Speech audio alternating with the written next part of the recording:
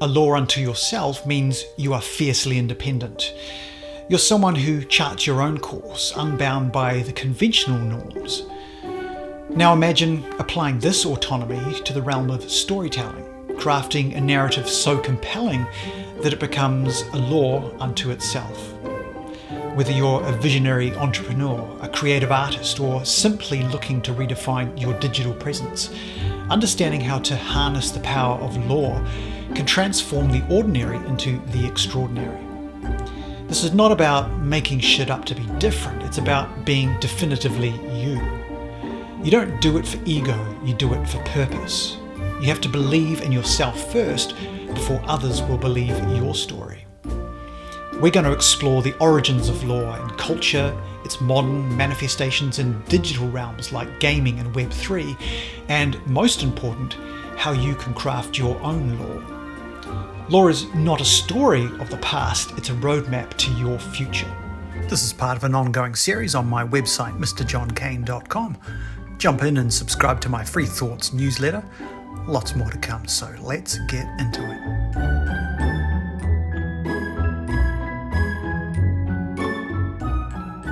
Originally stemming from the rich tapestry of culture and society, law has evolved into a compelling tool in the modern digital landscape, particularly in gaming and Web3 communities. But its influence doesn't stop there. Law can be a transformative element in crafting business ideas or a personal mission. So let's unravel the enigma of law. Let's discover how its ancient roots are influencing modern storytelling and identity. Then we'll look at some techniques to craft your own law. Law, or folklore, is the essence of storytelling through culture and society. It's the fabric of myths, legends, and folktales passed down through generations. It served multiple purposes. It was preserving history, imparting moral lessons, and explaining the unexplainable mysteries of the universe. In many ways, law has shaped society as we know it. Society is merely a framework built on a collective rule of law, evolving over time. Culture is a framework built on the collective role of law. The threads of culture and society weave the fabric of our reality. And by reality, I mean the way we both view and interact with the world around us. Law is how you begin to weave your own influence over that reality. Even the thinnest, most delicate thread in the tapestry can begin to change the pattern. Greek mythology, with its pantheon of gods and heroes, provides a classic example of law shaping society's understanding of the world. Native American folklore, rich in symbolism and moral teachings, offers another perspective on how law can guide a culture's values and behaviours. Law also acts as a cultural binder, uniting communities through a shared narrative and oral history. It fosters a sense of identity and belonging, grounding individuals into a larger, more interconnected story. With the advent of the internet, law has found new life in the digital world. Gaming and Web3 communities have fully embraced law, using it to create immersive, engaging worlds that captivate audiences. While this use of law is typically an invented narrative, it's a great example of the power of creative storytelling to build entirely new communities. Video games like World of Warcraft or The Elder Scrolls have extensive lore that enriches the gameplay and its engagement. Lore in traditional gaming creates depth, providing a backdrop that influences game mechanics, character development, and the whole player experience. I still remember the excitement of loading adventure games on my Commodore 64. Yep, that old. The Last Ninja was a classic example of early game lore. Don't even get me started on my child obsession with ninjas. So here's how it was told on the loading screen of The Last Ninja. The secrets of the ninjutsu way had been jealously guarded for centuries. Only once every decade were the scrolls seen at the ritual of the White Ninja. None coveted these secrets more than the evil shogun. Seizing the opportunity of the ritual, he sprang a fiendish trap that destroyed the Brotherhood, except for one, you, the Last Ninja. Your sworn oath is to recover the scrolls. You travel to the mystical lands of the shogun. Already his guards are mastering the ways of ninjutsu. To reach the Shogun's palace, you must use all your weapon craft and fighting skills as you travel through dangerous wastelands, magnificent gardens, and then descend into the direst dungeons before the final confrontation. You cannot fail. You are the last ninja.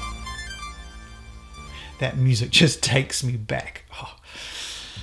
But fast forward to the future of gaming, and there are some amazing developments happening right now where lore goes beyond a fanciful story and taps into the cultural narrative itself.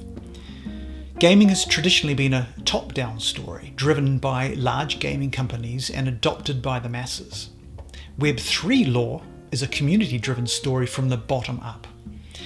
NFT projects and Metaverse platforms utilize lore to establish unique digital cultures and communities. Lore in these spaces goes beyond storytelling. It becomes a means of identity creation and community belonging in a digital context. The engagement within these communities around a project's success is intrinsically tied to a sense of ownership, not only for financial purposes, but a belief in advancing digital culture in a direction where everyone can benefit from the growth. Even within traditional gaming, the mechanics of player rewards have shifted from points and leaderboards towards digital collectibles and in-game items. These remain mostly a centralized function on game servers rather than on the blockchain. In Web3 gaming, however, those digital collectibles take on a very different value proposition as non-fungible tokens that can be traded and purchased via cryptocurrencies and custom tokens. The vision of ownership in this digital world goes beyond community-driven lore and into tangible assets on a platform that is co-owned by the community rather than a centralized corporate identity. Notable examples, either still in development or already in play, are Yuga Labs, Futureverse, or Walkworld, to name just a few that I know. I know these best because, in full transparency, I own assets to varying degrees within each of these. Yuga has perhaps the most anticipated metaverse called Otherside, still being built and publicly tested along the way. They've also brought out smaller arcade-style games like Dookey, which is now launching to the public via app stores without the need to hold Yuga assets or even have a crypto wallet. The lore behind Dookey is probably the funniest I've seen. It has to be watched to be fully appreciated, so I'll play it now.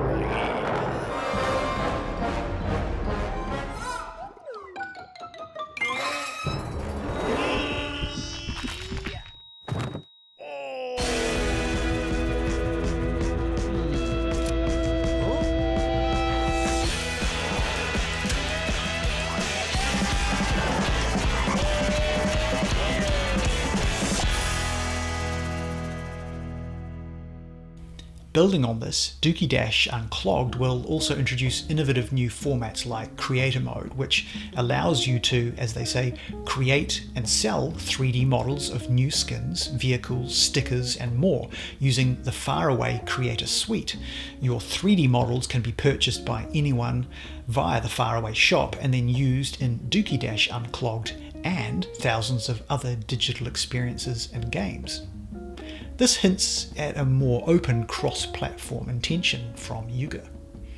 Games that can bridge the values of core Web3 communities to the broader mainstream will be the winners.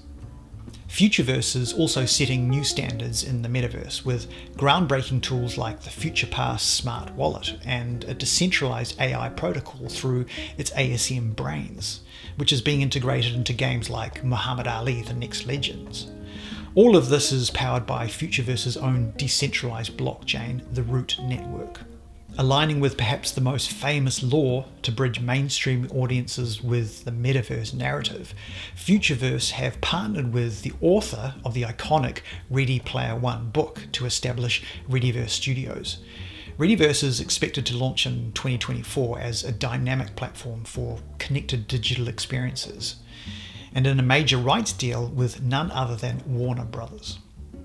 Beyond gaming, you can find lore playing a part in gamification and purposeful mechanics of Web3. A relatively little-known project that has been building non-stop through the bear market of 22 and 23 is Yuga Labs and Xeno Mining. Alongside a really colourful lore, they're also driven by a real sense of purpose and a belief in what Web3 can provide. Holders of their different collections can stake assets to earn rewards from crypto mining operations, set up from the crowdfunding of asset purchases. With the founders all coming from a military service background, a significant portion of those mining rewards also go back to support military veteran charities and first responders, which is awesome. In these modern iterations, lore often becomes a collaborative, community-driven effort, with participation contributing to not only creative storytelling, but a broader narrative based on their belief in building a decentralized ownership economy. This interactive aspect of lore in digital spaces signifies a shift from passive consumption to active creation. Chris Dixon said in an interview with The Verge, "The next Disney or Marvel would not come top-down from a company. It would come from an internet community who comes together using NFTs, tokens, and other kinds of Web3 concepts to create stories and characters, and would actually own parts of those characters and have control over them." Chris Dixon is a widely respected and successful investor, internet entrepreneur, and a general partner at venture capital firm Andreessen Horowitz. They are probably the most active and influential of the VC firms, with some 35 billion in assets under management.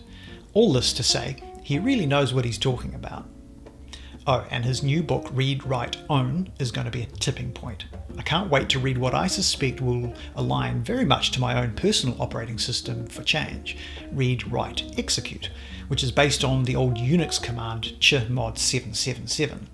Not only that, my personal vision and my lore for this framework is leading me towards a theoretical command line, chmod 888, which unlocks infinite and permissionless ownership. Watch this space. In the realm of business, lore can be an invaluable framework to shape a company's identity and mission. While some traditional businesses would clearly not produce the more imaginative lore we see in Web3, the ability to see the business through the lens of a story told for generations to come is invaluable. Businesses can use lore to craft compelling narratives that resonate with their audience, turning customers into a community. Examples include brands that have built mythologies around their origins or values. Apple's story of innovation and disruption intertwines visionary thinking, technological breakthroughs, and a relentless pursuit of excellence. Their lore not only showcases Apple's products, but also celebrates the ethos and values that propelled the company to its iconic status. This is not to be confused with a unique selling proposition or brand positioning. Lore is distinct from traditional marketing narratives. It's the essence of a company's heritage, like an oral history shared around a campfire. Lore embodies the roots of a company's culture, such as Steve Jobs and Wozniak crafting the first Apple computer in a garage, or the accidental invention of cereal by the Kellogg brothers. While strategic branding focuses on showcasing benefits and positioning, lore adds a human touch. It's not just about selling, it's about creating a sense of connection, even for those outside of the target market. For instance, you might not be an avid Apple user, but the story of two visionaries in a garage pursuing a revolutionary dream, it resonates with everyone. Refining a strategic narrative is necessary, but sharing your lore transforms your brand from a faceless identity into a relatable, humanized presence. You don't need to have a long history already. Make history and others will write it for you. Just imagine two people sitting around a campfire in 50 years' time, talking about your brand. What do you want them to be saying about it? Make those stories happen and start to slip those insights and personal anecdotes into conversations or podcast interviews, even into tweets. That's where it begins. For individuals, particularly artists, entrepreneurs, and professionals, lore can be a powerful tool in developing a personal brand. Not all businesses have a founder figure, or perhaps one that is willing to develop a narrative or personal brand. But there's plenty of reason to seriously consider this if you are a founder. The art of crafting a personal brand is a much broader topic, but it starts with identifying the core pillars of your belief system. These become your messaging pillars. In particular, identify both your personal goals and a more transcendent purpose that will make change in the world, big or small, for the better. Finally, it takes dogged repetition of these core messages, every chance you get. The most effective and inspiring leaders I've ever come across are the visionary leaders who hammer home their purpose consistently for years.